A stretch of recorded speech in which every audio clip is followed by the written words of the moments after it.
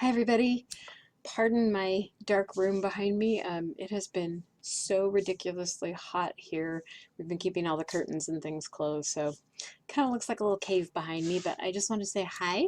Thank you for waiting so long for this video. I know a lot of you have asked for a turtle, so I have a turtle for you today. And I also wanted to tell you before we jump into that video, this one is a little bit longer than most of the other videos. I generally try to keep these to about an hour so that it's kind of a manageable block of time. This one's going to be somewhere between an hour and a half and an hour and 45 minutes, or an hour and a half, 2 hours, because at the beginning I want to talk a little bit about drawing. So far, all the videos we've done, I've kind of guided you on how to draw the things that we've been drawing by starting with basic shapes. And I thought this would be a good one to talk about taking an inspiration drawing. So a picture of a turtle, for instance, and figuring out how to draw that on your paper if drawing maybe isn't necessarily one of your strong suits. I know for me, drawing is not a natural strong suit for me. I do draw, but it's something that I've had to work on through the course of my life. I came out with a natural affinity for color, not necessarily a natural affinity for drawing. Even though it's something that I've always done, it is also something that I've always worked on to improve my skills. So one of the things I learned along the way was learning to break something down into component parts, because our brains tend to look at something and think, oh, that's a turtle, for instance. And then when you try and translate that vision that's in your brain to the paper, your brain inherently says that's not what it looks like, that's not right, that's not good, right? You hear that a lot in your head while you're drawing or painting or doing anything artsy. I do. So learning to break something down into component parts is one way to kind of silence that in your brain, because we're not necessarily now drawing a turtle as a whole. We're drawing a U shape, and then we're drawing an L shape, and then we're drawing a triangle, and then we're doing all these shapes. It just so happens that when we put them together, they end up being a turtle. So it's kind of a way to trick your brain, and I wanted to talk about that a little bit in this video, because my whole hope with these is not just that you'll try the project and experience all of the benefits of a creative practice, the fun it can be, the creative expression it can be. I know for me it helps keep my mental and emotional state balanced. But I want you to, or my hope is, I guess, that you will take from these videos and create on your own as well, not just wait for these to come out and paint along with me. I love that you paint along with me, but I'm hoping that I'm giving you skills that you can take outside of right here in this video, and that you're enjoying art outside of this. And I think one of those things is drawing, because you've often got to draw before you paint, or whatever whether you're going to color with markers, crayons, things like that. So this video is going to be a little bit longer, because I do take a look at breaking something down into component pieces to make it a little easier to draw it for you. So just be aware that this video is going to be a little bit longer. As with all of them, it's certainly not something that you have to sit and complete all in one sitting. You can watch it little bits at a time as you have time. And with that, I will stop talking and get us into the video, okay? Okay, so we're gonna get started with our turtle. I really went back and forth on this turtle as to what I wanted it to look like. And I came up with a couple of different inspiration pictures that really grabbed me. I really kind of like the doodle aspect of this one, and I particularly like the head shape on this one. So I pulled that one to show you. But I also like the shell pattern on this more natural looking turtle. So I think what we're going to do today is going to be a combination of both of these in a way. We're going to have some doodles, probably nothing this intricate and busy, but we are going to base it off this shell pattern and this general shape. But I think we're going to use something more like this for the head shape as opposed to this. And it's just my personal preference. When you're doing these kinds of drawings, and paintings, you can mix and match things and make them look like you want them to look. Because this is going to be whimsical in nature, I'm not going for something strictly exact in terms of looking like natural, looking like a turtle really looks. We've got some artistic license and creative leeway that we're going to take with this. So we're going to do something that's going to be a combination of the both of these. Before we get started with the drawing piece and looking at how to draw this from component shapes, I do want to show you the other supplies we're going to use today. Watercolors of your choice. I think I'm going to do mine in a combination of blues and greens for the head, fins, and maybe this ring of the shell. But then I think on mine, I'm going to go completely out in left field, and I'm going to do brighter colors on my shell, like maybe pinks and reds and yellows and oranges or something like that. Again, whimsical, so we have creative license. So I think that's what I'm going to do. And I'm going to do all of that from the basic set that I have here. So I've only got just a handful of colors. I've got pink, red, yellow, green, blue, kind of a turquoisey blue, purple, brown, and white. You can use whatever colors you have. I am probably going to mix some of these, particularly the green and yellow, the blue and yellow, and maybe some of the different shades of blues. So I've got just a plain white plate that I'm going to use to mix, and I'll show you when we get to that point how we're going to do that. As always with these videos, if you don't have watercolors, you are more than welcome to do this with markers, crayons, colored pencils, anything like that. So it doesn't have to be strictly watercolors that you do with this. You could even do it with acrylics or oils if you wanted to. It's just a bit of a longer process because more drying time is involved. I'm going to use a number 8 round brush for this today. Pencil, eraser, we'll talk about the tape in a second, and a variety of pens. I've got a silver, a gold, a white, and I've got a black waterproof pen. This one's going to be the critical piece, is this black waterproof pen. This particular one is a, I'm not sure if it'll focus on that, Uni-ball,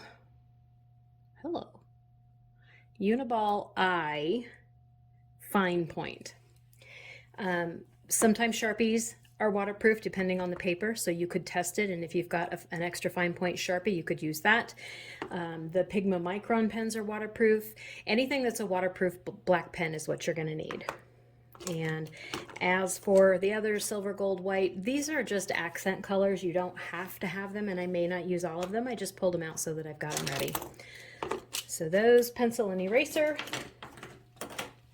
Normally I use 180 pound watercolor paper, 180, goodness sakes, 140 pound watercolor paper, but today I'm going to use a different paper, and it's just because I just got this and I want to try it. This is Arches watercolor paper. It's a more expensive paper, but it's supposed to be a better quality. Typically fine artists will use Arches. This particular paper is 300 pound, so it's a lot thicker than your normal 140 pound paper. It is also a watercolor block, and what that means is that it's glued on all the edges except for right here. So what that does is act as tape. Normally when we do these, we've got like a glass cutting board or a thin piece of wood or something like that to tape our paper to, so that it helps with the buckling and warping when we get it wet. A watercolor block that's glued on the edges essentially does that for us. So with this thicker paper and it being a block, I should have very little warping and buckling problem, and that's what I want to try out with this. You do not have to have this particular paper. If you've got whatever brand of 140 pound watercolor paper that you like, that is more than sufficient. I just wanted to test this out, and I also want to show you what it does, so that you can see some of these different supplies in action before you actually go purchase things. So with a block, I don't need to tape it to anything. I'm just going to use it as it is. If you've got an individual piece of paper, you're going to want to tape it to a glass cutting board or a clipboard, a thin piece of wood, something like that, to help with the warping. I do want to have a little bit of a border on this, so I'm going to tape just my edges. simply for the purpose of creating a little bit of a border. And my tape is not cooperating. So I'm going to put this tape on and give myself about a 1/2 inch border all the way around. While I'm doing that, I do want to talk to you a little bit more about watercolor blocks because they are pretty handy. I've got another one that's 140 pounds that I absolutely love because it really does help with the warping and twisting that your paper's going to do. And I really kind of like that better than having to tape it to something. And I also like it for travel purposes because I can just take this block with me when I travel and I don't have to take my cutting board or whatever else I would normally use to tape my paper down to. So watercolor blocks are kind of fun. If that's something you're interested in trying, you can get them in regular 140-pound paper. You don't have to go for the expensive 300-pound paper. Like I said, I did just because I want to see the difference between this paper and what I normally use. It's a curiosity factor for me. So I'm taping these edges just to give myself a little bit of a border. I am using Scotch Wall Safe Tape. I've been using this quite a bit lately and I really do like it. It adheres to the paper really well, so it gives me a nice clean edge. But it also comes up a lot easier than masking tape and washi tape and some of those other things. So when I'm peeling it off the paper, it doesn't rip quite as badly as some of the other tapes do. So I'm really quite liking that. If you do use the wall safe tape, you do have to be sure and really kind of burnish your edges. And what that means is just simply pushing those edges down really, really hard so that the water doesn't seep underneath it. Okay, so paper's ready to go. I need to decide how I'm going to put my turtle on my paper. And I think I like this diagonal facing turtle.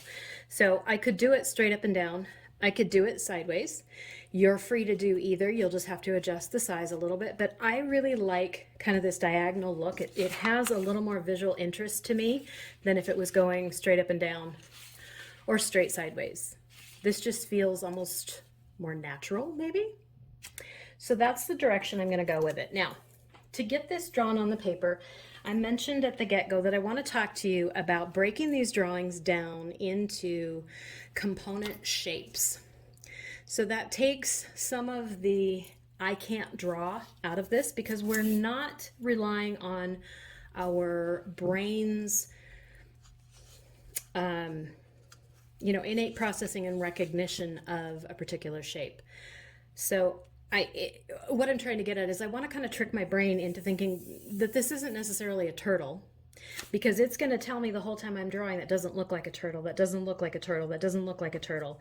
Well, no, it doesn't because I can't recreate what nature made exactly. But I'm also taking some creative license with this and it's going to be a little bit whimsical. So to do that, the first thing I'm going to do is look at this drawing and try and identify places where there are recognizable shapes that I could use to draw from instead of, starting here and trying to just draw my way around it. So the first thing that stands out to me is the shell. It's really kind of an oblong shape.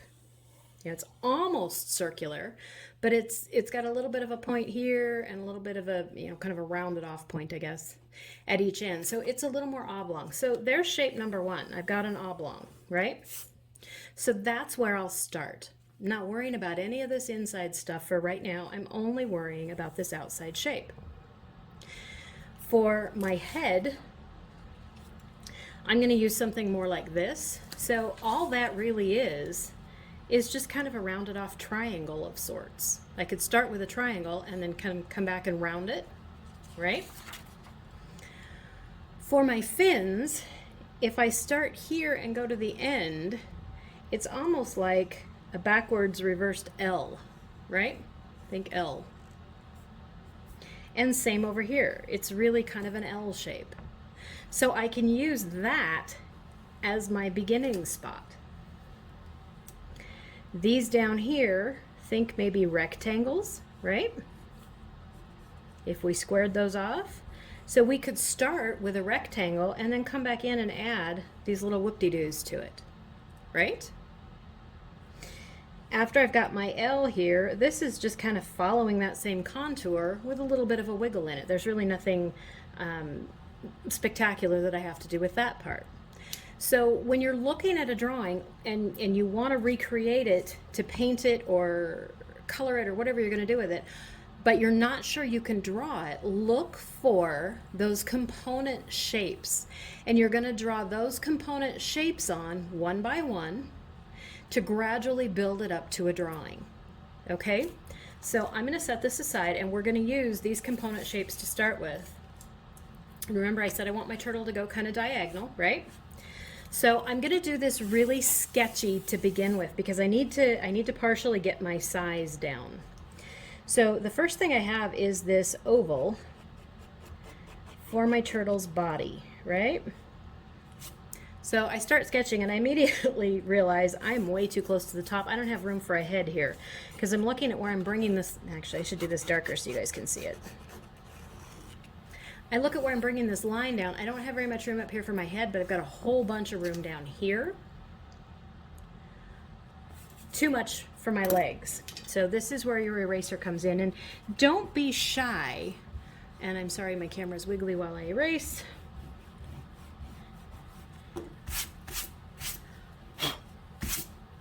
Don't be shy about starting to sketch it in and realizing you're in the wrong place and come and adjust it back. So I started up here the first time. I'm going to start down here a little bit more, I think. And I'm just drawing this oblong shape.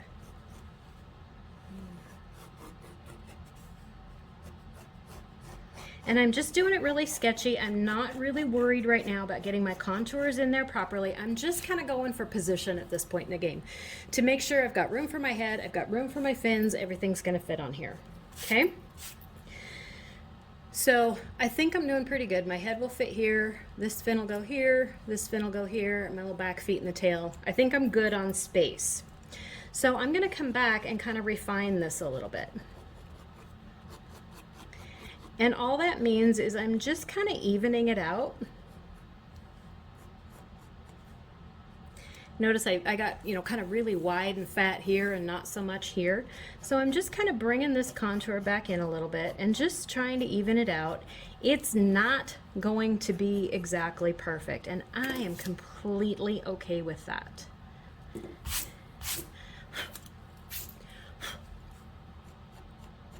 So I'm just going to continue kind of sketchy type drawing with this, erasing where I feel like I need to until I've got my shape how I want it.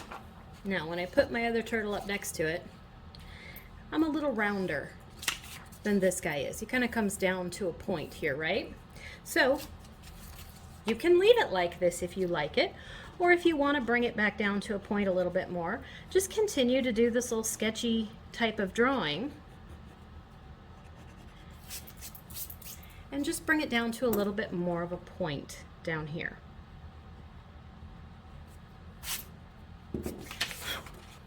So that's a little bit closer, right? I may not be quite as wide here, but I'm okay with that.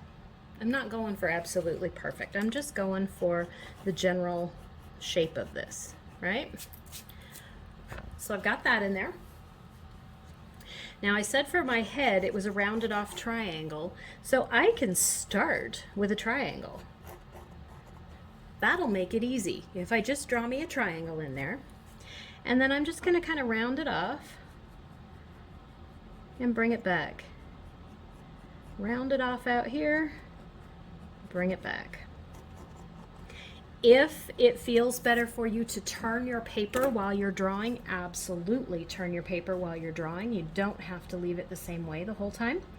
I sometimes turn mine on these videos. I sometimes leave it how it is. It just depends on where I'm at with camera angle. I want to be able to get this whole thing in the picture while we're doing this part.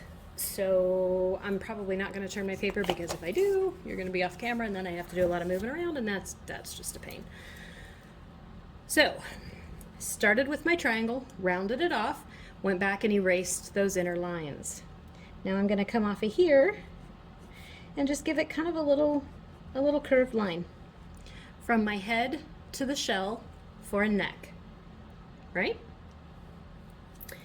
So got my head in, got my shell. I need to do my flippers, and we decided this was kind of like a reverse upside down backwards L. So that's what I'm gonna do right about here.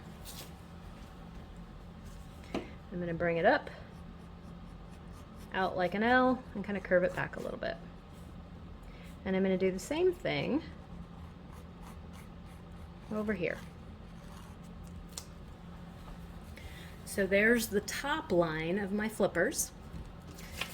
And we said, looking at this bottom line is just kind of following that general line back a little bit straighter, but we're giving it kind of some wiggly edges. We're not doing it perfectly straight.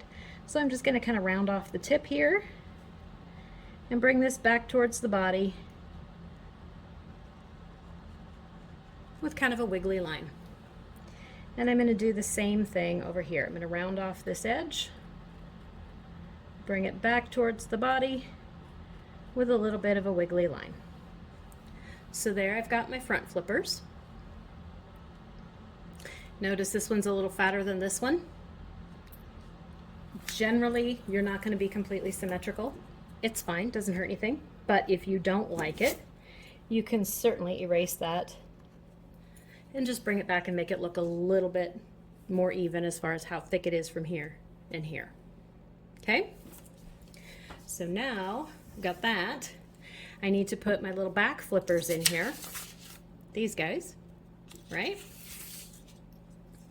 So we said rectangles. So I'm just going to draw a couple rectangles off the back. These back flippers are fairly wide, so my rectangles can be fairly wide. And then I'm going to use that kind of as the basis. So I'm going to come down this side, round off the bottom a little bit, and just kind of do that. And same thing on this one. Come down this side, round off the bottom a little bit, and make just kind of a wiggly line back up to meet here. So now, if I come back and erase this, I have little flippers in the back. And I like the idea of a turtle with a tail, so I'm going to give mine a little bit of a tail. You will notice this one has no tail. This one does. You get to decide if your turtle has a tail or not. So that's the basic shape of my turtle right there. Now, depending on how you want to do this, you can come back and kind of refine these lines with your pencil and erase the rest of it. I'm actually going to do that with my waterproof black pen because I know I'm going to outline this in black anyway when I'm done, just because that's what I like to do. So I'm going to go ahead and do it in black as just a general basic outline, and then I'll come back and erase all of those lines. So I'm going to do this real quick. And I'm not going to do it really dark.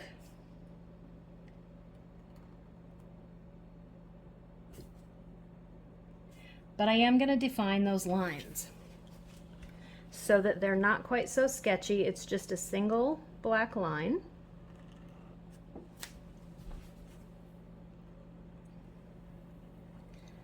Now for this part, ideally I would turn my paper just to make it easier. But again, we're on camera, so you might hear my voice moving around as I'm moving around the camera to do this.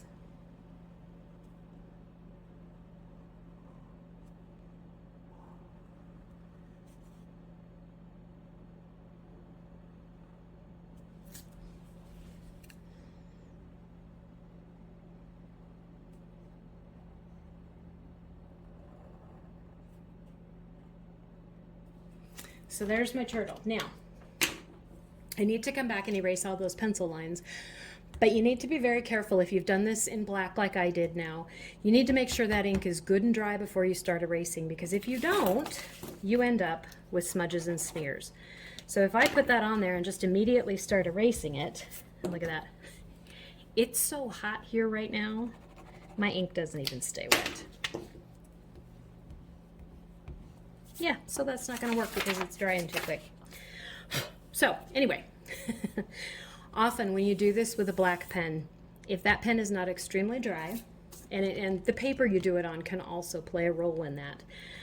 If you start erasing, you might end up with some black smudges and smears, and I don't want smudges and smears before I even get started. So I'm going to let this dry really, really good. You can either set it aside for 5-10 minutes, let it dry, or go hit it with a blow dryer or a heat gun like we do for our paint when our paint is drying. Either way is fine. Just remember that when you do it with a heat gun or a blow dryer, medium heat. Don't use it on the high heat because high heat can affect your paper sometimes. It can affect the ink, different things like that. So medium heat only if you're going to blow dry this. So at this point in the game, pause your video and set this aside. Let it dry for 5-10 minutes or go hit it with a blow dryer. I'm going to do the same, and then we'll come back, erase these lines, and then we'll start on the inside lines, okay? Okay, back, ink is dry. I've erased all of my pencil lines, so there's no pencil lines. So now we need to work on putting this interior part of the turtle in there. So what we're gonna do first is put this outside layer. We're not gonna worry about all the divisions in it. I just wanna get this main line in. And you can see that it does on a real turtle go all the way around. This one is a trick of perspective. It's like we're looking at it more from the back side than the front side. So because we're looking at it more from the back side, we just can't see it on the front. The curvature of the shell is hiding that from us. So where the drawing is concerned, it starts right about here at the base of this flipper. Starts narrow, comes down, gets a little wider at the bottom, comes back up, narrower up to about the middle of this flipper. So that's what we're gonna do. Doesn't have to be a perfectly smooth line. You can see this has a little bit of contour in it. So go ahead and make it a little bit wiggly and wavy so that we get that line in there. So I'm gonna do essentially that here.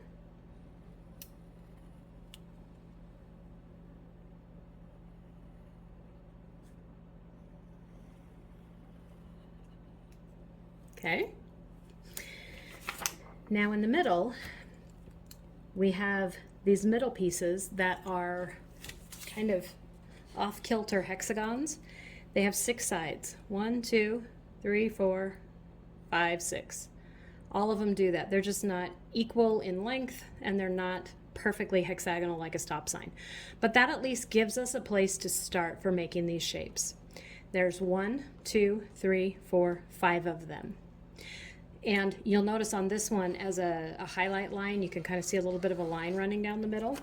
So to give us a place to start, I'm going to kind of do that. I'm going to just sketch a little line right down the middle, just as kind of my grounding line. So I know I'm drawing those hexagons around that line as the center point. Okay? So now what I need to do is divide this up into 5 equal pieces. So how do I do that easily? Well, you could measure it if you wanted to and divide it in 5, or you can just eyeball it. If this is the middle,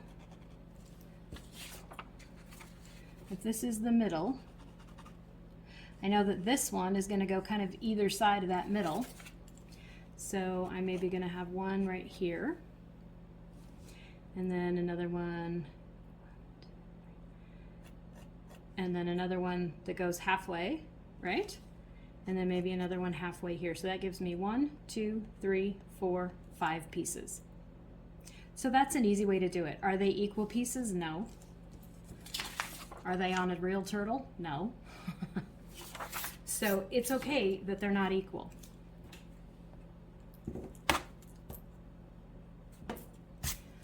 So I just put my little marker lines in there to tell me where those pieces are going to be. So I'm going to start with this middle one and just draw kind of a hexagonal shape. Now I don't want it to have hard corners, so I'm rounding my corners off as I go. Something like that. I'm going to do the same thing for this one. Kind of rounding my corners off as I go. And this top piece, You can see this top piece just kind of comes back to the shell. We can't see the finishing of that piece. So for this top one, I'm just going to kind of do that.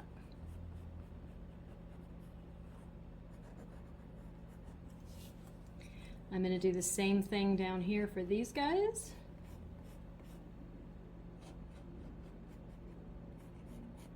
Draw my hexagon, round it off a little bit. And same thing for this bottom one. It just kind of comes back and meets the shell here. So are those exactly the same size, exactly the same shape? No, but neither are these. Neither are they on a real turtle.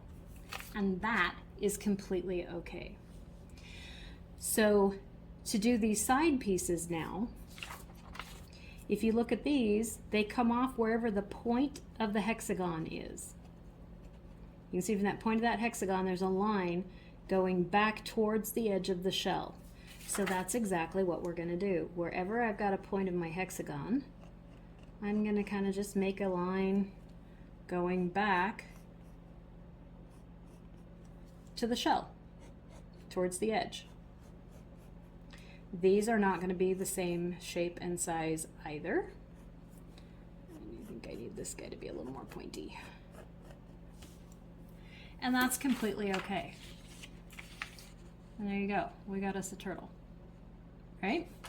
So now here, I just need to add these little divider lines as well. And if you look at this real closely, where these lines come back to meet this one, there's one full segment in between, and this line comes down on the middle of this segment and the middle of this segment. One full one in between, line comes in the middle. One full one in between, line comes in the middle. These have two full ones in between where it meets this piece of the shell, but then it goes back to that same basic theory. So I think for me, I'm going to start right here. And have my two full pieces right here. Okay. This line's going to come down to the next one.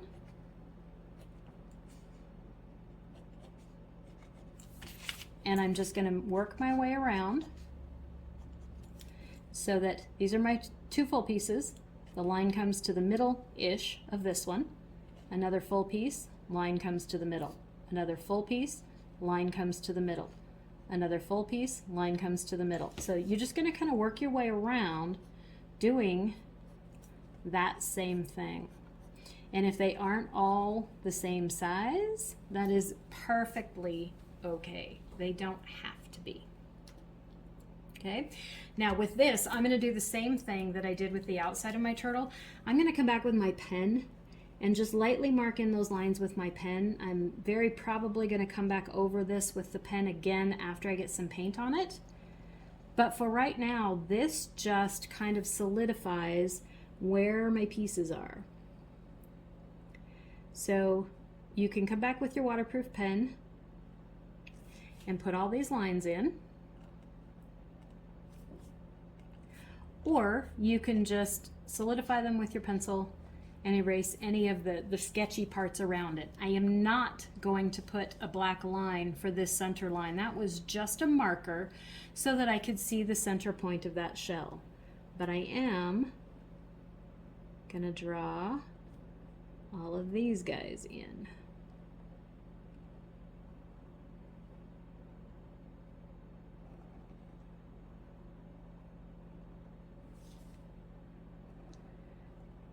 And again, your lines do not have to be perfectly straight and solid.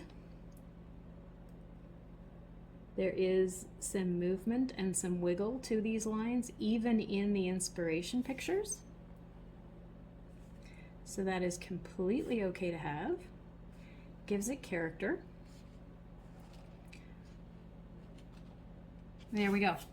Now I'm going to do the same thing I did before. I'm going to make sure this black pen is really good and dry before I come back and erase the rest of that pencil. So let this dry. If you need to pause the video, let this dry.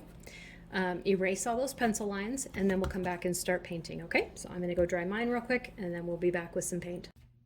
Okay, so we're ready to paint.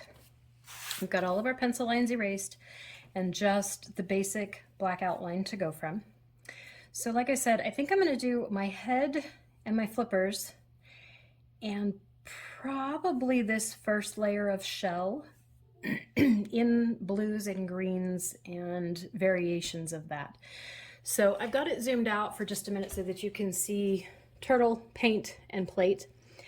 I'm going to use my plate to water down some green and blue. So I've got these little pipette things that I just took a little bit of water, put a little bit of water on my plate. I also put some in each of the paint colors before I turn the video back on. If you don't have these, you could do the same thing by just dipping your brush in water and dotting it on the plate, dipping your brush in water, dotting it on the plate, and it'll put a little puddle of water there. You could even use a spoon or something like that to put a little bit of water there. All that's doing is just giving me a place to deposit this paint. So I'm going to go in and swirl my brush around in my green and come back and put some of that green on my plate. And I'm going to do the same thing, rinse my brush out, and do the same thing with the turquoisey blue that I want to use.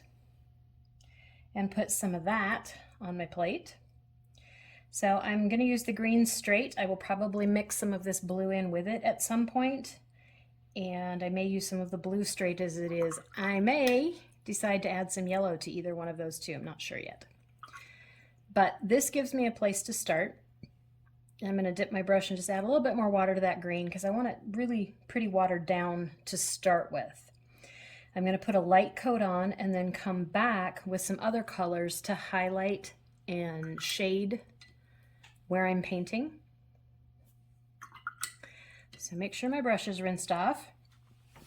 I'm going to zoom you in a little bit now so that we're kind of focused mainly on turtle while we do this. And I'm going to start, I think, with this flipper. So I'm just coming in with some of that watered down paint. I'm going to add a little bit more water to it here so it thins it down even a little bit more because I want this layer to just be really, really light.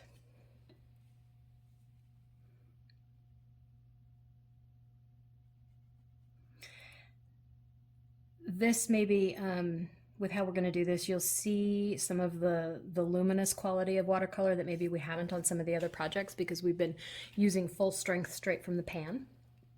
But after we did the color mixing video, I think we're ready to start playing around with some different ways to use the watercolor. So I've got that done. Now I want to add a little bit of a shadow to the bottom of this flipper so that it's darker along the bottom.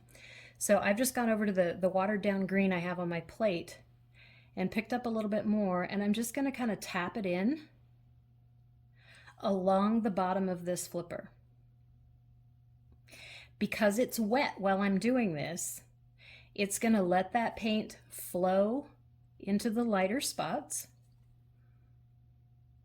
and give me a little bit of a darker shadow. And I'm hoping, I'm trying out a different light. It's kind of glaring, isn't it? You can kind of see there what I've done. Let me see if I can turn this down a little bit.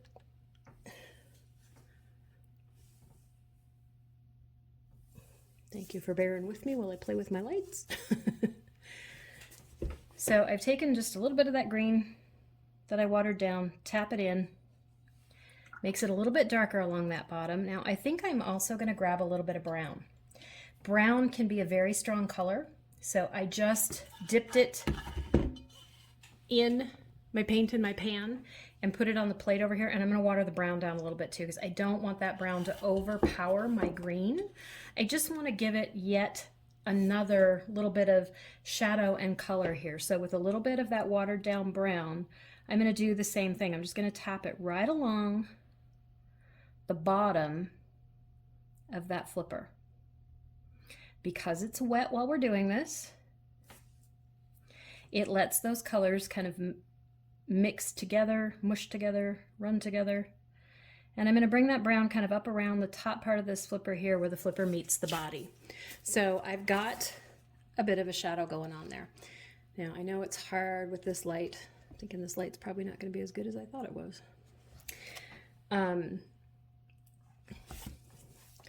It's a little bit reflective while it's wet, but when it's dry, you'll see how it does. So just keep following me here with this. We're going to do the same thing on the other flipper. So I'm going to go grab some of that watered down green and do the exact same thing here. I'm going to add a little bit more water to it on my paper and just use that water to kind of spread that green around so that I've got just a real light coating of green. If you do need a little more paint, grab a little bit more of that watered down paint. If you feel like you need some more water, just dip your brush in some clean water.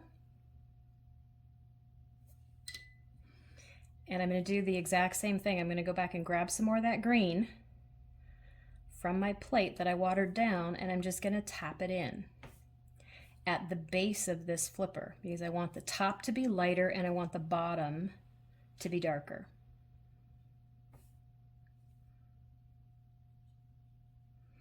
And so by tapping that in, it puts that darker color along the bottom, but it lets it blend up in just a little bit so you don't end up with a harsh line. It's kind of just got a nice gradient going in. And I'm going to do the same thing with the brown again. I'm going to grab a little bit of brown that I had watered down off that plate and just kind of tap it in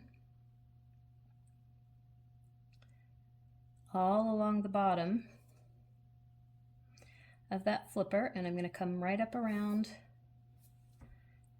here a little bit where it meets the body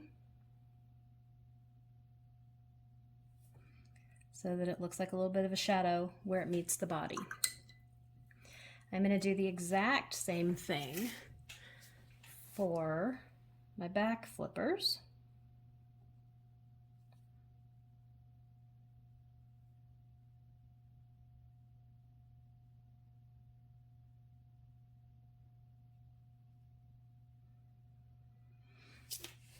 Just a little bit of that light green.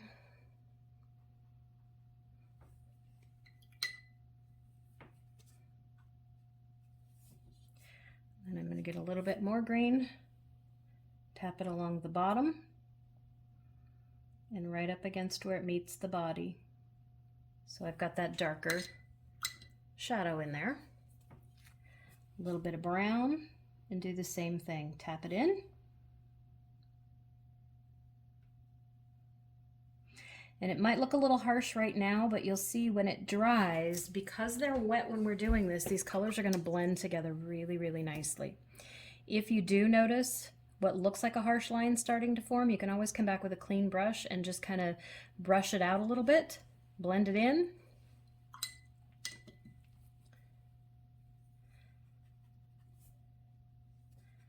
Same thing down here.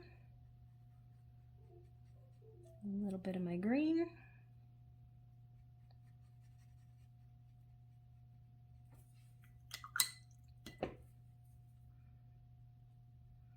Now I got a little too much paint on this one. So I rinsed my brush off and I'm coming back with just a clean semi-dry brush and I'm just wiping across there, and it's actually picking up some of that paint so that I get a little lighter on that side. And I'm going to come back with my green again. It's the same green. I'm not doing anything different to the green. I'm just coming back with essentially a second coat of it that I'm tapping in around the edges. That's what makes it look darker, is that it's a second coat. And then I'm going to do the same thing with the brown, which just gives it a little more dimension. I'm just kind of tapping in that brown and working the edge around a little bit. Again, if you feel like you've got too much, you can rinse your brush off, dry it off a little bit, and come back with a semi-dry brush and just go over those edges so that it blends them in a little bit. I'm going to do the same thing with my head up here.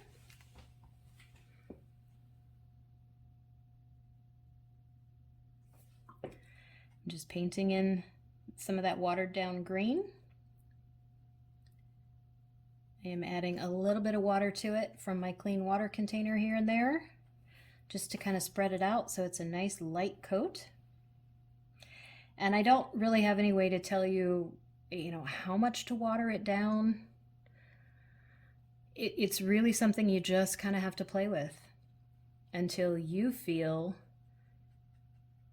it's a darkness or a lightness that you like. So I've got that guy, and I'm going to come back with some more of that green. And I'm going to darken in the neck, because generally the neck is kind of hiding between the head and the shell, so the neck is going to be a little bit darker. So I'm just tapping in some of that same watered down green off my plate. Make that neck a little bit darker. And I'm going to do kind of the same thing, tap it in right across the base of the head. So I get a little bit up that side. So I've kind of got this darker coming from the bottom left, and it's lighter towards the top right. And again, if you feel like it's making too much of a hard line, rinse your brush off and come back with just a wet brush and just kind of move that paint around a little bit with the tip of your brush. I'm going to grab a little bit of brown, put some brown up here too, particularly on the neck. And make that look good and shadowy, and then kind of down around the side of the head.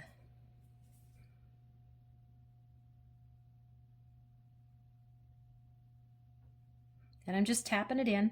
Because it's wet, that tapping motion kind of lets it deposit the paint and flow into the paint next to it nicely. So there we go. I have got, whoops, forgot his tail. We can't be forgetting his tail. I'm going to do a little bit of that light green on the tail.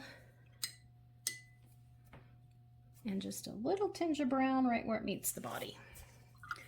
Okay, now, before we do anything else, I'm going to dry this. So pause your video here, either set it aside, let it dry for 10 or 15 minutes, or hit it with a blow dryer or heat gun and come back. I'm going to do the same thing, so I'll be right back. Okay, flippers and head are dry. And I know it was kind of hard to see with the way my lighting is when this was wet because it was shining off the paint. But you can see when it dries how nice and smooth that gradation is between the green and the brown. Because it was wet when we put all those colors on, and because we just tapped them right around the edges, it let it naturally bleed in to the other side so that you still get kind of a nice light natural look across the top, but you get that darker shading across the bottom and where it meets the body, and same thing on the head.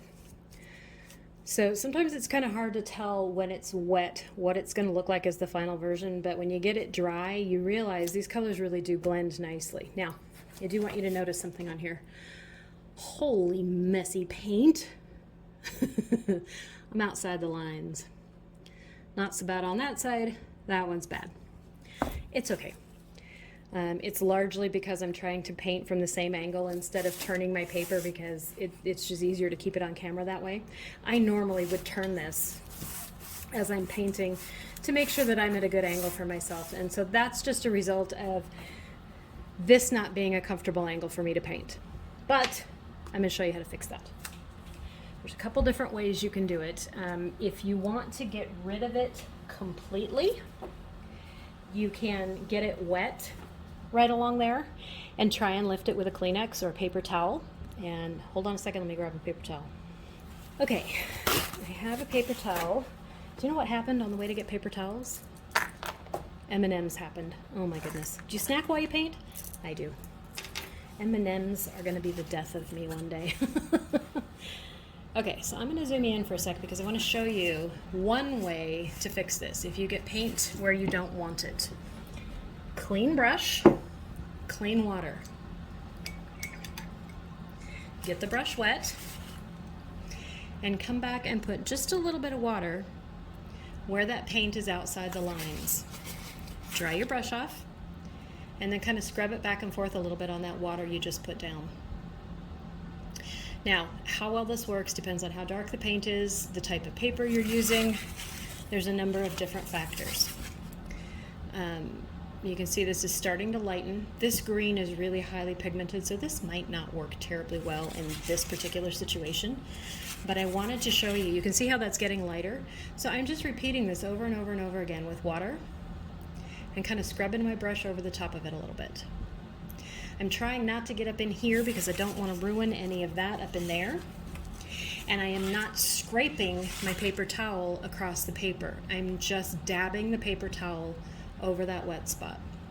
And you can see how that's starting to lighten up. So this process takes a little bit of time and patience to do it.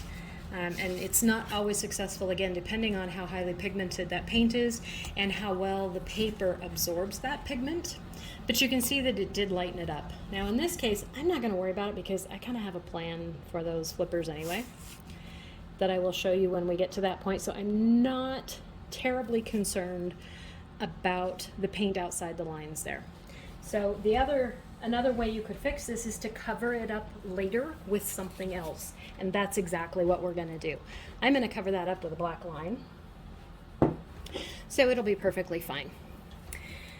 Now, I'm going to do this ring around the outside first.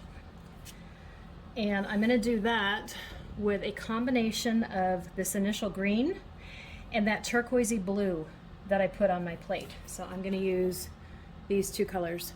If you don't have a turquoisey blue, you can use pretty much any blue. I would go for something that's not too light and not too dark, something kind of in the middle of the blue spectrum. So I'm going to come in and do like I did on the fins, the flippers, and the head. I'm just painting this light green in, kind of watering it down as I go so that it's very, very light. Grab some more paint if you need to. Now I'm only going to go about halfway around. I think I'm going to stop right here at this midpoint because I need this to be wet, because I'm going to do kind of the same thing I did on the flippers, only I'm going to do it with the blue. And I'm going to just scrub over that a little bit so I don't have a hard line where that little spot was that I went over the line.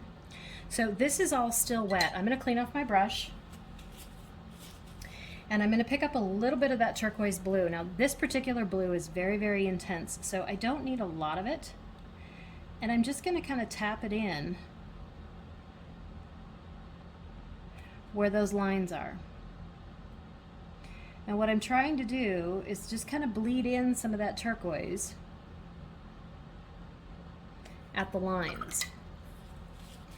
If it looks too harsh, clean your brush off and dry it off just a little bit, not a lot. You just don't want it sopping wet. And come back with just the tip of your brush and just kind of move the paint around a little bit with just the tip. And I'm going to continue down here. So this is why I only went halfway around. I want this to be wet so that these colors will bleed together. If it's not wet, they're not going to bleed and you're going to end up with harsh lines that are harder to fix. Can you do it with a wet brush? Sometimes. Again, depends on how highly pigmented the paint is. But sometimes you can come back with water and re-wet it enough to get it to blend. Doesn't always work, but sometimes. So hopefully there you can see what I did by just tapping that turquoise in right at the corner up here and right on the lines. I'm just kind of letting it bleed out into each individual square so that I get just a little bit of color gradation there between the blue and the green. So I'm going to clean my brush off, grab some more of my green, and I'm going to finish my way across here. And again, the reason I only did half is because I needed it to still be wet for the gradation to happen, for the paints to naturally blend together.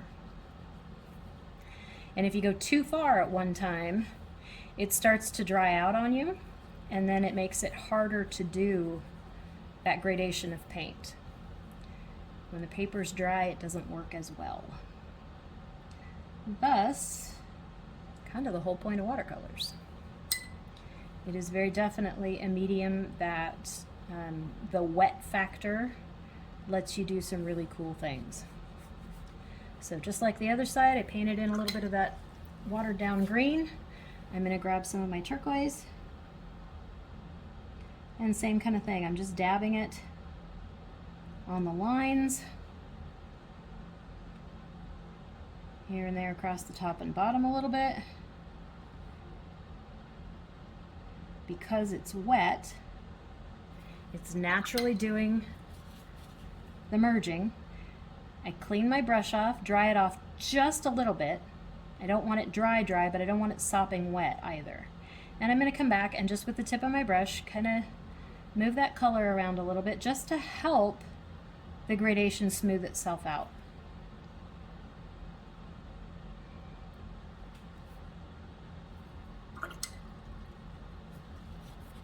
Grab a little more turquoise, finish down here, doing the same thing.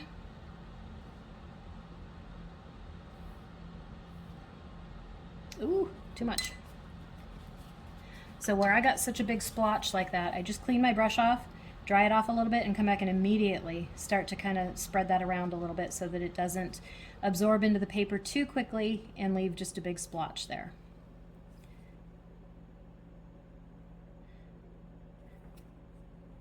Okay, so there we go. All the way around, I've got kind of a gradation of turquoise and green. So I'm going to go dry that before I do the middle section. So go ahead and pause the video and go dry yours. Okay, back, everything's dry. The reason we're drying this in between is so that we're not having colors bleed into each other. We maintain kind of a crisp difference between the colors. If we had done this part while this was wet, those colors would blend into each other and it would get kind of muddy and weird looking, and I wanted to keep a separation between the different pieces of the body. Same thing with the middle, particularly on mine where I'm going to use yellows and reds and pinks, which will inevitably put some orange in there as well. I don't want that mixing with the green because that would turn brown. So everything's dry in between each step. That way our colors stay true. Now, I need to mix some yellow and some pink and some red and water them down a little bit. I tipped my plate on accident when I was moving it. So I'm just going to take a paper towel and wipe off that green and the turquoise, or at least most of them, so that I have some clean space on my plate to put some red and some yellow. And I'm going to do the exact same thing. I'm going to put just a little dot of water. Again, if you don't have a pipette like this, you could certainly use a spoon or your brush or anything like that. So with those little spots of water on my plate, I'm going to grab some yellow. So I'm just swirling my brush around in there real good. Put it in that blob of water so I can water it down a little bit more if I need to from over here. I'm going to do the same thing with my red.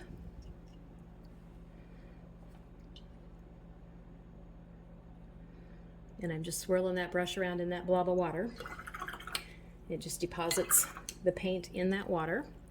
And I'm going to do the same thing with the pink. Now I might have to do this a couple of times with the pink because this particular pink is fairly light anyway. So I'm going to grab 2 blobs of the pink. Okay, I'm just going to set those off to the side so that they're where I can grab them easily, but I wanted to show you how I was watering them down. Now, I don't think I'm going to be too terribly careful with this because I think I want kind of a tie-dye-ish effect. So, in fact, I might even just paint some water on here to begin with. So I'm just taking plain water and painting it over this part of my turtle just to wet that paper a little bit so that the paint will flow a little easier. I'm not getting it sopping wet.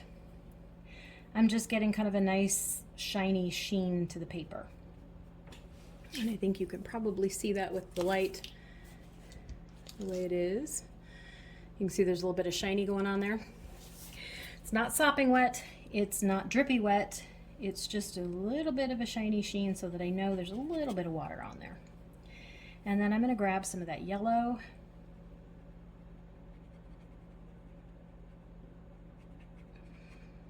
and move it around, and some pink, a little more yellow. You know, now that I'm seeing this, yeah, we'll use some red. If you're using the lighter colors like I am, be real careful with your red. Red can be extremely overpowering. So I've watered that red down a good bit so that it's not quite so harsh. I do want these to mix together, so if they start forming, you know, kind of a hard line, rinse your brush off, get it, make sure it's wet, and come back with that wet brush. Just kind of run over the lines and mix them together a little bit. I'm going to put a little more pink right here. Part of the reason we wet the paper to begin with was to help with that blending process. I'm going to put some more yellow down here. So there's really no rhyme or reason to how I'm putting these paints on. I'm just kind of mixing the colors together here and there. Once I get everything covered on here, I will probably come back, not probably, I'm going to come back, put some more yellow there, some more yellow there. And I just put blobs of paint there, and I'm going to come back with a clean brush and just kind of wiggle them around a little bit. What that does is mix them together a little bit, gives me a little bit of an orange. Same thing with the pink. I'm going to come back and just add a little more pink here and there. I don't think I'm going to use any more red. I think looking at this, I like the pink better. So that's a decision you get to make as you're going along. If there's a color you decide you don't like as you're doing it, just add more of the others.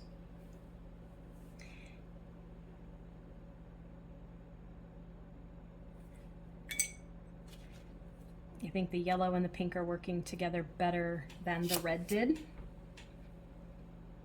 And sometimes that's something you don't know until you see those colors together. So it's perfectly okay. I'm going to put a little more yellow right here. That's going to give me a little bit of an orange color. Maybe a little more yellow down here. So I'm really just kind of playing with these colors, smushing them around against each other, letting them blend. I did use colors that I knew would mix well together. So for instance, yellow and red should make orange, yellow and pink should do the same thing.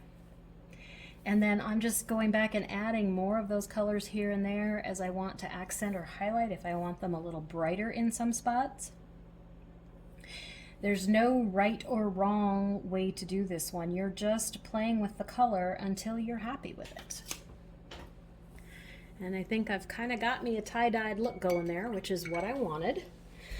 So at this point, I'm going to go dry this, and then we'll come back and start adding some of the doodly whimsical accents to it. So at this point, if you've got all your paint on, go hit it with the blow dryer, heat gun, or let it sit for 15-20 minutes, let it get good and dry, and we'll come back and start putting yeah, word went right out of my head, some fun on this turtle. Okay, so everything's dry. With it all dry, we can draw on top of it now. If your drawing is, or your painting is not completely dry, your black pen might bleed, so make sure you're dry. And I'm going to come back and start adding embellishments to this, and I am going to twist this a little bit now, just so I have a better drawing angle, because I want to start fixing some of these spots where the paint went out of the lines and start adding different things to it. So I'm going to start with this flipper over here, and I'm just going to kind of reinforce my lines, give them a little more definition.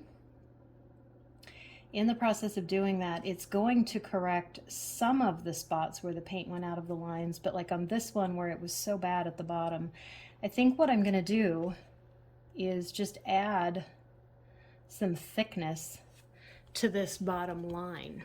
So I'm going to come down, zoom you in, I'm going to come down just below it a little bit and put another little line that's going to go right over the top of all of those spots that were out of the line, and then just color it in black. because we're going to be adding different kinds of line embellishments to this, and it's whimsical in nature, it doesn't have to look just like a turtle. You don't have to have things on it that turtles would have naturally. So I'm just going to thicken that line across the bottom, and then so that I've got a little bit of symmetry, I will do the same thing to this other flipper over here. So again, I'm just going to reinforce my line across the top with my black pen. Remember, turn your paper as you go if it's more comfortable for you.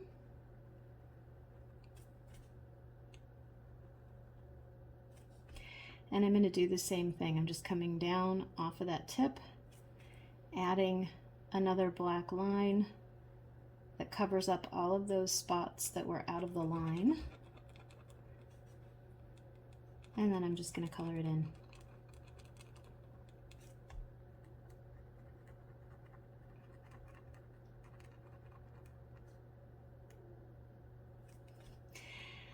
One thing I have noticed as I've used this paper today is that the paint does tend to bleed a little bit out into other areas that I haven't noticed quite so much with some of the other papers, and I don't think that's necessarily a bad thing if you're aware of it, but I have noticed that the colors bleed a little bit more on this thicker paper. However, I do like the thickness of it because it really has helped with the warping, because it's a block and the edges are all glued, and because it's a much thicker paper, this has warped really very little, which means that my colors have stayed where I put them. You know, sometimes when your paper warps, the colors will flow to the low spots and you end up with really heavy concentrations there, and it can make some weird looking bloom spots and uneven spots, and I have noticed that with this there is very little of that. So pros and cons to the papers. I am doing the same thing with the head. I'm just kind of reinforcing my line,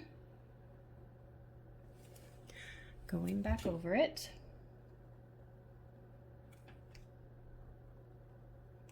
And I'm going to do this all the way around before I start adding too much embellishment to it. I just kind of want to reinforce what I've got. So I'm going to flip it upside down again, just so it's a more comfortable drawing angle for me. And I'm going over those lines. Just the process of reinforcing those lines can cover up some of the spots where the colors may have bled or gone out of the lines. So sometimes just this in and of itself corrects some of those spots that maybe the paint got away from you. It happens to everybody. So I'm just going to go all the way around doing the same thing.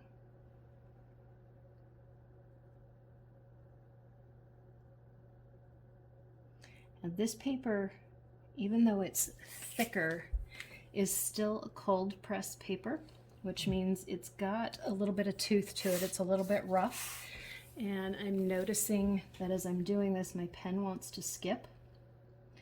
So if you notice that, slow down.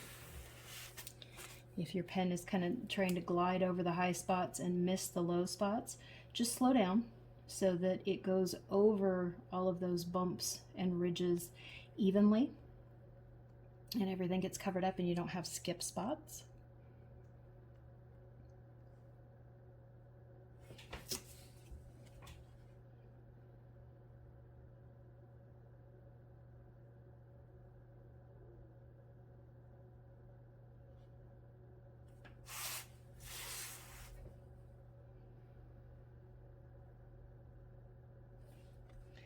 So we're just going all the way around. Once I get these lines reinforced, I've got good strong outlines going.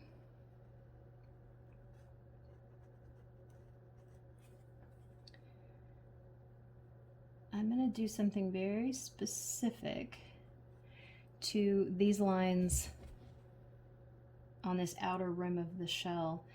I'm going to round off all the corners, because it's going to look a little bit more organic that way. So let's zoom you in so you can see what I'm doing here. So where these lines meet the outside outlines, I'm just going to round those off. And all I'm doing is just kind of starting out on the line a little bit and curving that line as it meets so that it's rounded off. And that rounding off is going to give it a little bit of a softer look, which inherently is just a little more organic. And I'm going to do that all the way around. Now this process can take a little bit of time because you're just doing small spots at a time. So this one is a hard one to hurry through. I am going to speed up the video here in just a minute while I do the rest of them. I just wanted you to see a handful of these. So I would suggest while you do this part, rather than thinking about how slow it is and how much time it takes, just kind of let yourself relax into the process. I find that doing things like rounding off the corners sometimes can be very meditative and calming. So I'm going to fast forward or speed up the video while I do the rest of these, where you can see what that does. It kind of gives it a more organic look. I'm going to do that all the way around, but I'll speed it up so that you don't have to watch this in slow motion, and you do the same thing on yours. Round off those corners all the way around. Okay, now that we've got that done, I'm going to do essentially the same thing in the middle part. I'm going to reinforce all of these lines. So again, go slowly over them if your paper has some tooth to it, meaning there's texture to it, so that you don't get skips with the pen. I'm going to go over each of these lines, darken them up a bit, and I'm going to do essentially the same thing that I did down here. I'm going to round off all the corners where these lines meet. So for instance, where this line meets here and here, and where this line meets here and here, I'm going to round those off as well. So you don't want the roundings to be real big. Try and keep them small, but just ever so slightly curve off where that meets the line it's butting up against. Again, it just gives it a little bit more of an organic look, not so stiff. And if you look at pictures of a turtle shell, it looks like they do this anyway. So you can see the difference between where these are rounded off and these aren't. It just kind of makes it look like everything actually does go together and merges together. So I'm going to continue to do that whole thing in here. Again, I'll speed up the video so you don't have to watch this real time, because it does take a little bit of time to do it. So you do the same on yours as well.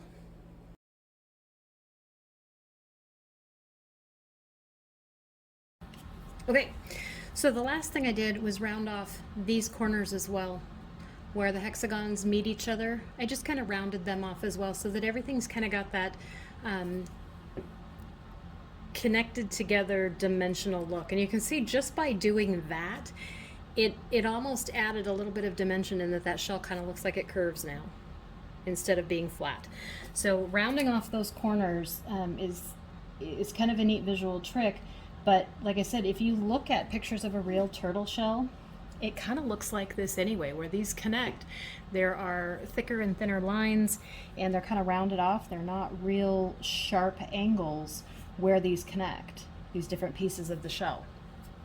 So that process gives it a little bit of realism, but also gives it a little bit of dimension too. So from here, we're just going to start embellishing this all over the place with all kinds of different things. What you choose to do there is up to you. Like I've mentioned in other videos, looking at things like Zentangle patterns and doodle patterns on something like Pinterest can give you ideas for what to do. I think I'm going to start with this outside row of shell, and I'm going to put some lines to kind of continue to give this dimension. So I'm just going to put some little lines like this here and there. Vary the lengths of them. You can see they're not all exactly the same length. Some are shorter, some are longer. Vary where you put them. You can do 3, you can do 2. And just work your way around that outside bit of the shell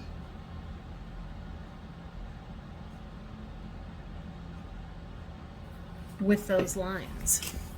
And what that does, when you zoom back out and look at it from a little further out, you can see that it just adds a little more dimension to it, gives it a little bit of character. So I'm going to continue that all the way around, just randomly. There's no set pattern to this. There's no right way. There's no wrong way. Sometimes it helps to kind of step back and take a look at it and see how it looks from a distance to see if you want to add more of these types of lines or fewer of these types of lines, but you can see how that adds just an extra bit of dimension to that. Okay, so I'm going to go up here and start working on this flipper because I'm going to add some more to this. Where I made this thicker, darker line at the bottom, I think I'm going to add a couple more lines to go with it. And I'm going to follow the contour of that original line. So just like this. Now you don't have to add the exact same things on yours that I'm doing on mine. You're welcome to if you don't have other ideas at the moment, but think about different ways you can embellish this. And because we've kind of gone with the whimsical theme, it doesn't have to be realistic. You could put whatever you think you want on here. I think I'm going to come in and put some different size circles where the flipper meets the body. And I'm just going to put these in randomly. There's not really any rhyme or reason to this. I'm going to kind of bring them out like that. I'm going to go over to the other flipper and do exactly the same thing. Now, do you have to do the same thing on both flippers? No. You could have one set of doodles and drawings and the other have something completely different. That's completely okay. My brain does like a little bit of symmetry, so that's why I'm doing it the same on both, but you certainly don't have to. With these dots, I am varying the sizes of them randomly so that it doesn't look like a pattern. I want to avoid that pattern look just because if it's a little more random, it just has a little more visual appeal. Okay.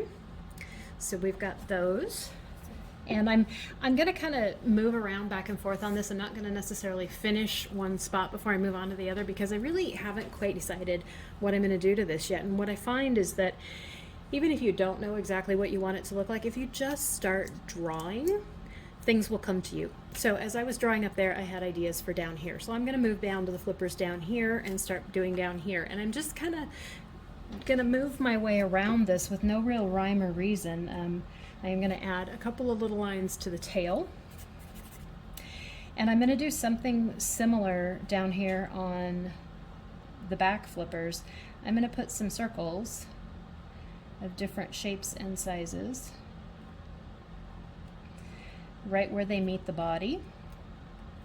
Just because now that I see those, I really kind of like that look. So I'm just going to continue that down here simply because I liked the way it looked. And then when I get down here, I think I'm going to take some lines from some of these dots and extend them down the flipper. And I'm going to move over to this one and do essentially the same thing. Varying the sizes of my dots as I go, trying to avoid the look of a pattern. Make some bigger, some smaller. And then again, I'm going to come and just draw some lines, wavy lines, down from some of the dots to the end of the flipper. And I think I'm going to do one more over here just because. So there we go. Now, while I'm doing this, I'm also going to add some additional accents and highlights here and there because it just adds one more layer of dimension, and every time you do that, it just adds more to your drawing. So I like the look of these black dots, but I'm going to come in and just do a little white spot. Let me zoom you in so you can see. I'm going to come in with my white pen, and my white pen is not working very well, and just add some little white dots to some of the bigger ones, to some of the bigger black dots. It's hard to do on the little tiny black dots, but on these that are a little bit bigger, if your white pen will cooperate. Okay. White pens are the bane of my existence.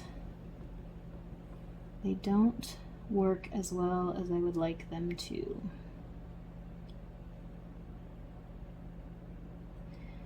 For whatever reason, this one is not cooperating today, but you can still see there's a little bit of a white highlight in those, and I will do the same thing. Oops. I'll do the same thing on these dots up here on the upper fins. So I'm just going to use the white pen to add little bits of highlight to some of those bigger ones, and what I will probably do off camera is come back and hit them again with the white pen once they're dry, just to give a second layer, maybe make them look a little more white. Like I said, white pens are the bane of my existence. This one is a Uni-ball Signo, and it is actually one of the better white pens that I've used, but I do notice that they tend to dry up really quickly, and that may be the problem with this one, is that I started using it a while back and I haven't used it a lot lately. So sometimes taking them and scribbling on another piece of paper and really getting that ink flowing can work. So I will probably come back later and add another coat of white to those white dots. But for the sake of time on the video, I'm going to go ahead and move on now. But I think you can kind of see how that adds just an extra little bit to those black dots to just give them one more layer of dimension, makes them pop a little bit.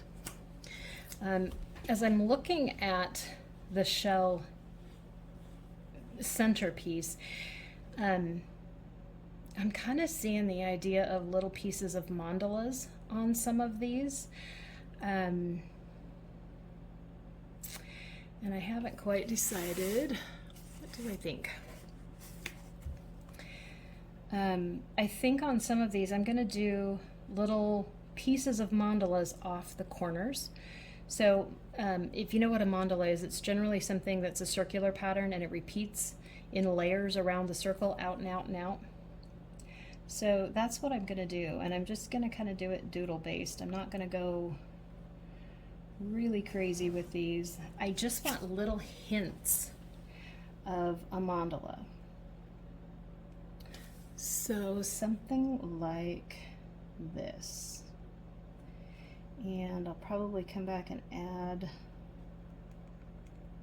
some more black here and there.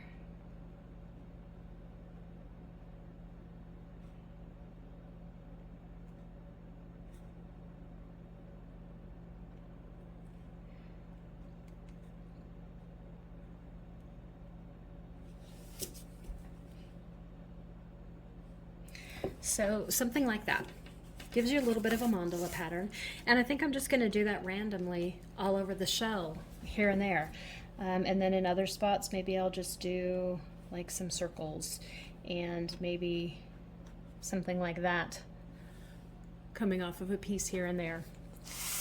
Really no rhyme or reason to where I'm going to do these mandala patterns. I think random often looks better.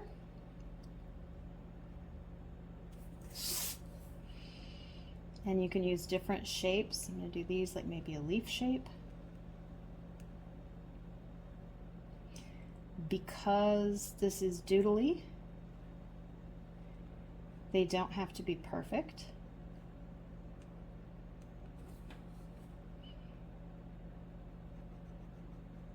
And you kind of just, you know, play it by ear. Where do you think you want more black? Or do you need some white in there? Or do you need some silver or some gold? You get to decide as you go.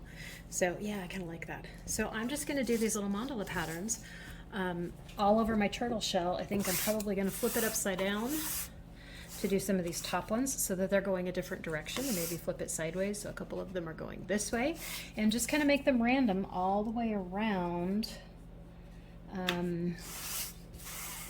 the shell. So maybe this one is gonna come out here, and it's gonna be completely random.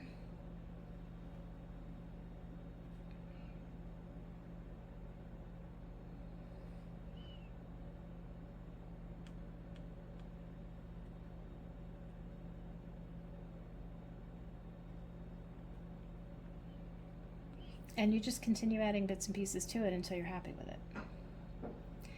Now, if you don't want to do mandalas on the pieces of your shell, you can put whatever you want on them, wherever you want. So like I said, Pinterest is a good place to look for Zentangle patterns, doodle patterns, things like that to give you ideas. If you already have ideas, certainly use those. I think something like this would be cute with like maybe little hieroglyphic symbols on it, or like if you look up images of cave wall drawings and some of the like primitive pictures of turtles and other animals on the shell would be cute, something like that. You could do flowers, all kinds of different things. Really, the sky is kind of the limit on this. So I'm just going to continue around doing random things, and I think I might speed this up just so it's a little quicker for you, but I'm essentially just going to continue going all over my shell doing random little things in random little places like this until I get it filled up to the point that I want. There is no right or wrong place to stop. It's completely dependent upon your eye and what you think looks good. You can use whatever shapes, whatever motifs you want, and just continue around. And I think where I'm putting these dots, wherever I have bigger dots, I'm going to do like I did with the other ones and come in with the white pen and add a white dot to it after I get my white pen working properly. And maybe the same thing in some of the middles of these mandalas, where there's a big black dot there, come back and put a little bit of white in there just to add another little accent to it. So I'm going to speed this up a little bit while I finish working on my shell. You guys do the same on yours.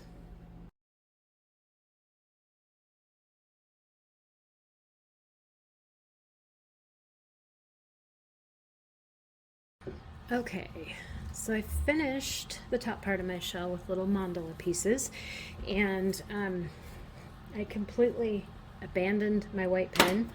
When all else fails, grab the white Posca pen. These are the best. It's an acrylic paint pen, so it's not watercolor and it's not regular ink, but if you're wanting to get a nice white line or dot without it bleeding through, these Posca paint pens are fantastic. This one is a 0.7 millimeter, so it's a really thin tip, which is nice because it lets me come in and do these little dots on some of the small spaces. So hopefully you can see those okay. And that just adds, like I said, an extra bit of dimension and flair to it. So at this point, I think I'm pretty well done with this piece of my shell. So I need to come up and finish my flippers in my head. So that's what we're gonna do next. Okay, so now I need to finish my top two flippers and the head. And I think what I'm going to do for the head, I'm not really going to do eyes. We've kind of gone not realistic on everything else, so I'm not going to go realistic on the head either. Let me zoom in a little bit so you can see what I'm going to do on the head here. So I think I'm going to do kind of a line around, kind of like I did the lines down here on the flippers. I'm going to do a line around the head. I'm not going to worry about it being straight. I'm going to let it be a little wiggly. I am going slow again because there's a little bit of texture to my paper. And then I think I'm going to start from here and just make a big loop-de-loop in the center of the head. But I'm not going to make it perfectly perfect. And then I'm going to start at this other line over here and do the same thing. Again, I'm not going to make it perfectly perfect. I'm going to make it wider in some spots, narrower in other spots, just to give it a little bit of character and personality. So we've got something like that. And then I'm going to take this circles kind of motif that I did on the flippers and here and there on the shell, and I'm going to put them up on the head as well. So I'm going to do just a few circles kind of here and there randomly around the head. Maybe we'll do like one here and one here. This is going to give us maybe kind of the feeling of eyes without really being eyes. And then on the neck, I'm just going to do some contour lines like that. That's going to make it look kind of like a wrinkled turtleneck, right? I am going to come back and put some white on these dots like I did the others, and I have completely abandoned my white gel pen at this point in the day. So I am using my white Posca pen on these as well, just to put a little bit of extra emphasis on those dots. So we've got the head done. So now the question is, do I do anything else on these front flippers, or do I leave them as they are? And honestly, looking at it right now, I can't quite decide. I kind of like them just the way they are. You don't always have to overdo necessarily. So even though I often like things really, really busy, I think I'm going to leave those front flippers the way they are. There's something about them that just kind of grabs me. So I'm going to leave them alone. So at this point in the game, this is where you kind of decide how much am I going to continue to do and how much am I not. And again, there is no right or wrong. It's just completely what makes your eye happy. So if you like the amount of doodling and designs that you've made on your turtle, stop where you are. If you think you want to do a few more things here and there, then absolutely keep going. Looking at my shell here, I think I am going to do a few more things on here. And I think what I'm going to do with these is like some of these, like this one, maybe this one and this one and this one, where they don't have quite as much in them. I'm just going to give them a little something. And I think on this one I'm going to do kind of like a little maybe primitive looking turtle, but it's not going to be traditional. So I'm going to use that as the body, and then I'm going to do kind of a rounded off triangle head, kind of like we did here, only this is a smaller version. And I'm going to bring my flippers off to the sides and my flippers off here. So it's really almost kind of a stick version of a turtle, but I think it's kind of cute, so that's what I'm going with.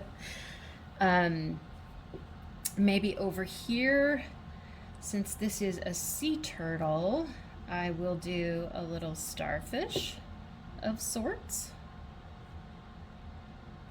So I'm going to kind of keep with the sea and the water idea and do a little starfish. And I put some dots on it because they often have little spines on them, so that looks like the little spines on their body. Maybe, let's see, over here, maybe we'll do a little jellyfish. So to do a jellyfish, I'm going to make just kind of an upside down U. And then I'm going to come across with a wiggly line, round that off, and come back again. And just give it some tentacles. Do make them cross each other here and there, just because that gives it a little personality. So there I have a little jellyfish. Maybe down here, because we have a lot of sunshine at the beach, I'm gonna kind of go with this same type of thing that I did for the turtle, but I'm gonna make a sun. So I'm just gonna spiral it out, but I'm gonna bring it back on itself so it closes the spiral. And then I'm gonna just do some wiggly rays. So this is my sun. How many rays is completely up to you. So there's my sun. And I think I'm going to do one more something on that one just to kind of fill it in a little bit more. That one's looking a little lonely up there. This one is right here too, so I'll put a few more lines there. Let's see, I've got a turtle, a jellyfish, a sun, a starfish. Maybe I'll just do a regular fish. And I'm going to turn this just a little bit. And I'm actually going to do this one in pencil because I'm not quite sure what I want it to look like, and I want to make sure I get it looking the way I want. So I'm just going to kind of sketch it in lightly in pencil first. I'm going to round off the nose there, bring it back and have a little fin, and bring it back and have another fin, and a little fin there, and maybe a fin there.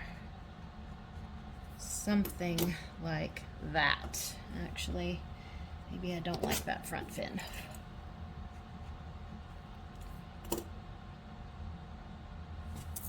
Yeah, that might work. And I realize that's kind of hard to see on the camera, so I'm going to come back over it. My fin. So this is maybe kind of shark-like looking.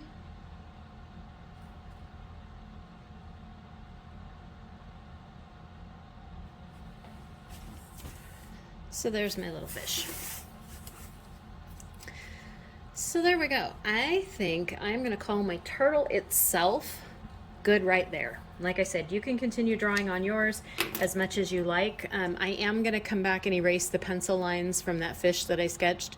As soon as that ink is dry, you can erase off the top of watercolor if you do it gently, but I'm going to let that ink dry so that I don't smear it before I do that. So I'm going to let that sit for a few minutes.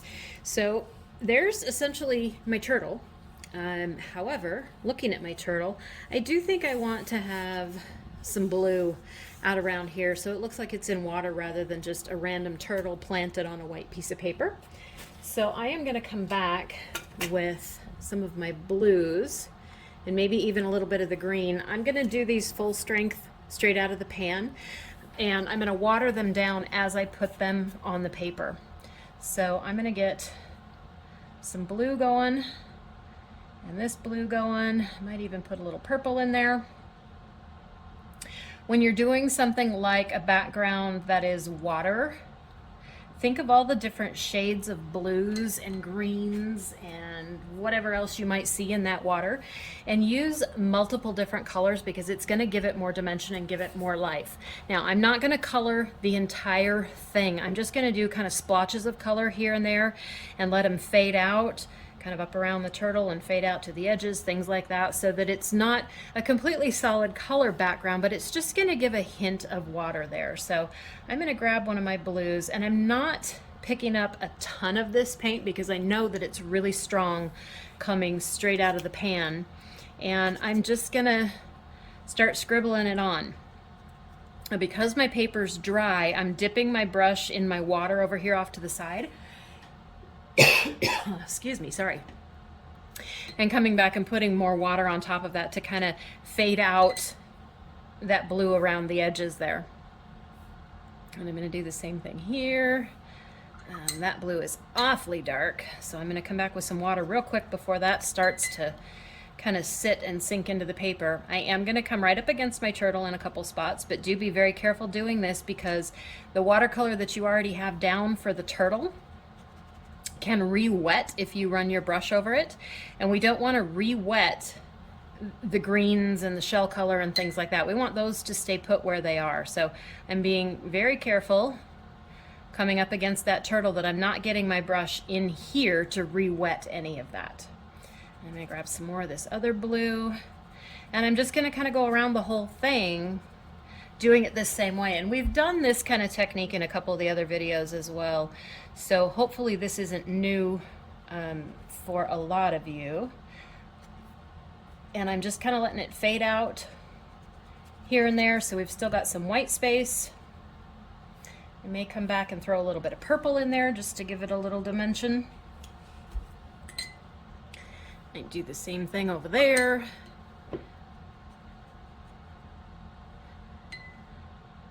Grab some more blue and come down over here. Now that was a pretty good blop of blue, so I'm going to try and spread that around as good as I can. That is so dark compared to the rest of it. I'm probably going to come back, not probably, I am going to come back with a paper towel and just kind of dab it off, and then come back with my brush and just continue to move that around. Getting my brush wet as I need to, so that it just continues to push that color. You're going to have dark spots and light spots, and that's perfectly okay. That's really actually what we're going for. We don't want it to be a flat, solid color the whole background. I want there to be dark spots. I want there to be light spots. I want there to be completely white spots, just because that gives it a little bit of interest. And you can drag some of the different blues up into each other, get a little contrast going. I'm going to grab a little more purple again, put a little purple in here. And if it feels like what you've gotten on there is too dark, rinse your brush off and come back with just plain water and just push it around with your brush. I am going to grab a little bit of green maybe and put a little bit of green in here. Actually, I kind of like that green, so I'm going to go back and make sure this is wet up here and put a little bit of green up here. Again, rinsing my brush off when I think I've gotten too much paint. Rinse my brush off and come back with just a wet brush, and you just scooch that color around. And yes, scooch is a technical term.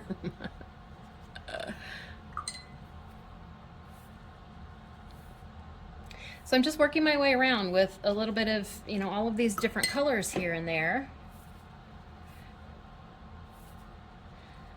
Kind of making it look like a watery background.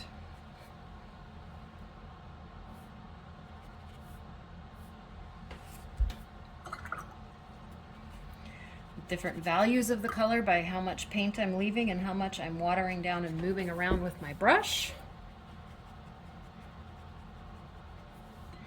And you'll see that I am moving my brush fairly quickly while I'm doing this, because I don't want this to dry out. I don't want the edges to dry. I really want to keep this wet and moving so that it continues to thin itself down, lets me move it around, and doesn't create hard edges, or a lot of hard edges. A hard edge here and there is not necessarily a bad thing. I just don't want a lot of hard edges on this. So come back with some more purple.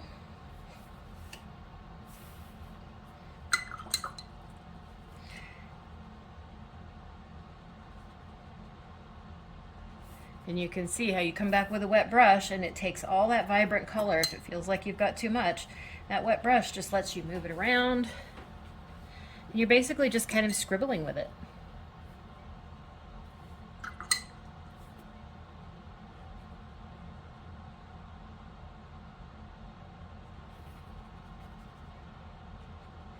And if you feel like it's absolutely too much, just dab it off with a paper towel. You can either leave those dab marks from the paper towel or continue to use your brush and smooth it out and move it around. It just depends on what you're going for with the look. Again, there really is no right or wrong to this. It's all personal preference and what you like the look of.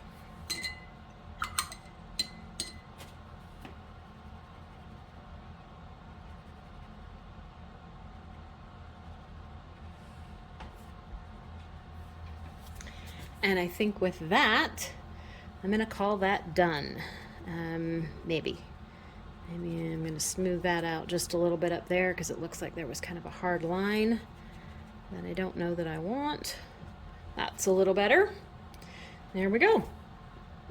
So you're just going to play with the background until you're happy with it. I would caution you not to overwork this because you can move these colors around to the point that they all kind of mix together, and then you can't really see any difference between purple spots and blue spots and green spots. It just kind of all meshes together, and I don't want to do that. I do want to absolutely have the difference in colors going around so that I can see them. So at this point, I think I'm going to call my little turtle done. You can continue to work on yours as much as you like. I'm going to go ahead and peel my paper off, or my tape off. The tape that I put on at the beginning, I mentioned, is going to create me a little border around my turtle. And that's exactly what it's done. Where that tape was, I have a white border now. So it almost looks like he's kind of matted with a white mat. It gives me a clean line between the paint and the paper.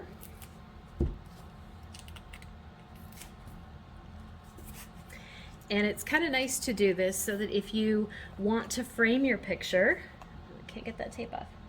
If you want to frame your picture, but you don't want to have to mat it, but you still want the matting look, you can do something like this. Tape your edges and it gives you that faux frame look. And then you can just plop this down right in a frame that maybe goes edge to edge so that you don't have to have a mat for it.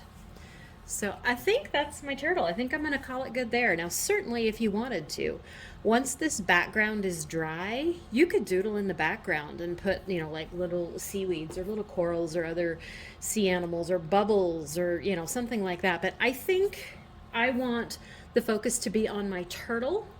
The colored background is just to make it not look like it's sitting in a sea of white. It kind of gives it a little more depth and some context. So I'm going to keep the doodles just on my turtle. I'm not going to do anything out in here. I'm just going to leave that, the colors, and keep the doodles on my turtle, but you can certainly do it however you would like to.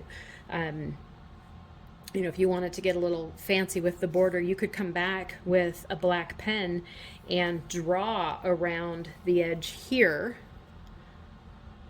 where the paint meets the paper, that tape edge that we pulled off. You could draw a black line around it and it's going to give it a little bit of a different look there as well. I think we did that in the video with the white flowers and the pink and yellow background. So if you haven't watched that one yet, you can go back and look in the video list for that one.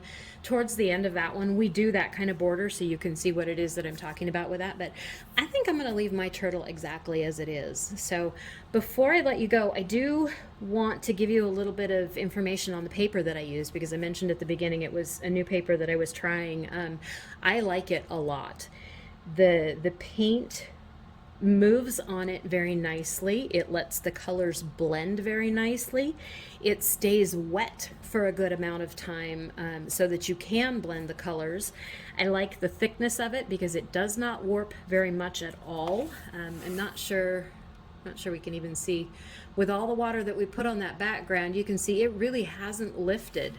And I think that is largely due to the fact that it's a pad, so it's glued around the edges. That helps hold it down, and I think that did a really nice job.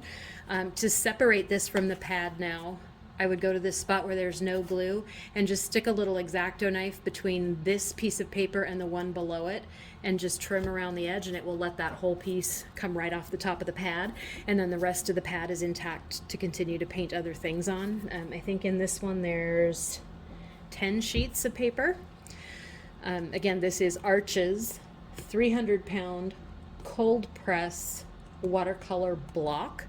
It is a little more expensive than some of the other watercolor papers, but I can see why, and I can see why people choose to use it, just in how the paint moves on the paper, and the thickness is really wonderful. This may actually now take the place of the linen finish paper that I've been using that I love so much. I'm really quite pleased with this, and I like the way the colors look. They pop off the paper really nice too. So it's always fun to experiment with new things. So if you're not happy with the paper that you're using and you do want to try something else, this might be a good one to try. Like I said, it is a little more expensive, but you know, sometimes it's good to try new things even if they are expensive, just so you can see what you think of the supplies and start putting together a list of supplies that you particularly like, because if you're using supplies and materials that you like, you're going to be more inclined to continue creating. So remember to sign your turtles when you're done. I'm not going to sign mine just yet because my background is still wet. But remember to sign it, date it. Again, the date's nice so that you can watch your progress over time. If you're dating them as you're doing them, you can look back, you know, a year from now or 2 years from now and see where you started and see how your skills have progressed. And it will probably absolutely amaze you. So there's our turtle. Thank you again for waiting so long for the turtle. I have made a change of jobs that will hopefully allow me to have some more time to do these a little bit quicker, and you won't have to wait so long in between for them, because I really love doing them. Sometimes life just gets in the way. So there you go. As always, if you've enjoyed this and you haven't already, please subscribe to the channel. That way you get notified whenever there are new videos. If you want to follow along with the rest of my art journey and some of the other tips and things that I pass along as I do artwork for myself, I am at Painted Willow Art on both Instagram and Facebook. I am more active on Instagram than I am on Facebook, but I am in both places. And